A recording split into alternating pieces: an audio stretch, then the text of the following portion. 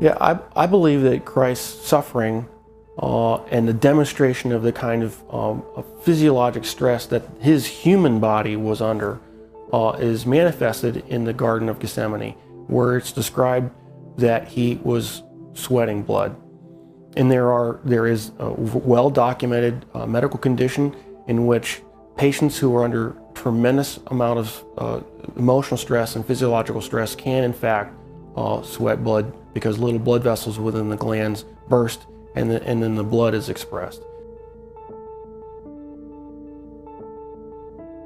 The scourge involved the use of a short whip with pieces of typically metal, sometimes bone, sometimes pieces of porcelain wrapped in these leather straps, which is then utilized to come across typically the back, the shoulders, the legs of the victim. And the first few passes across a particular body part would tear through the skin, the fat, but eventually, once the outer layers were torn away, it would start getting in the muscle and the tendon. And of course, along the way, you're ripping through all the blood vessels that supply all those tissues. And so you're losing blood the whole time.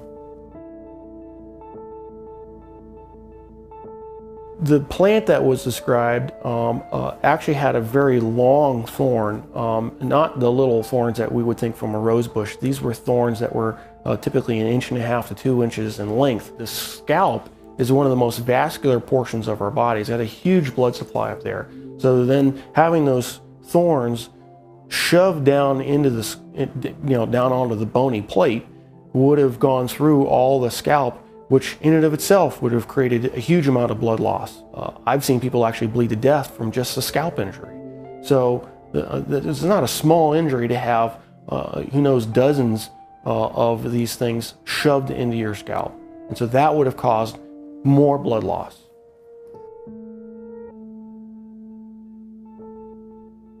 Typically, when a victim has to carry the cross, what has been described in the literature, in actual Roman literature, is they describe they carry the crossbar, and the crossbar is estimated alone was estimated to weigh about 110 pounds. And of course, if your arms are stuck out here, wrapped up on the crossbar, and you fall down, you need help getting up. You just can't get up on your own, because there's no possible way without your arms to get up. So he would have needed help getting up. If he fell over, there's a good chance that he could have hit his chest, which then could account for the possibility of a cardiac injury. Anatomically, we consider the wrists as part of the hand. And so with the placement of the nails between the radius and the ulna, at that position, it still fits the definition of being in the hand, and it's in a position in which the nail won't rip out, which you have to have a solid point of fixation. Another interesting point about the placement of that is the median nerve goes right straight through that particular portion of the wrist. And so there would have been either destruction of the nerve or impingement of the nerve that would have created a tremendous amount of pain, so that every time you try to take a breath, it'd be agonizing. You'd be pushing down on spiked feet, which of course hurt, and then you'd be hanging on spiked arms. And so you alternate from excruciating pain to excruciating pain every time you take a breath. So even if he survives the actual crucifixion, he would have had to survive what I believe to be a lethal injury from the spear to find out whether he was alive or not. What's described is the loss of water and blood, and that would entail either either pleural effusion or pericardial effusion, and the blood would have come from either pulmonary artery, a pulmonary vein, the aorta or vena cava, or the heart itself. None of those injuries, unless you're treated immediately by a trauma surgeon like myself, with all the advanced equipment that we have, would be survivable after even a few minutes. Christ, as the Son of God, could have survived anything. He chose to manifest himself as a human at that point in time and allowed himself to die. And being human at that point in time, he could not have survived this particular series of traumas. It's not possible.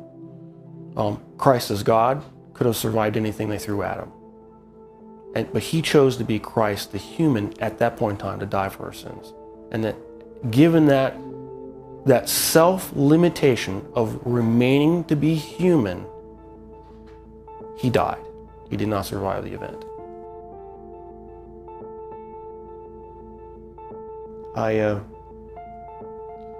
I'm profoundly impacted by it. Because I realized the price that he paid was something I would never be willing to do for probably anybody.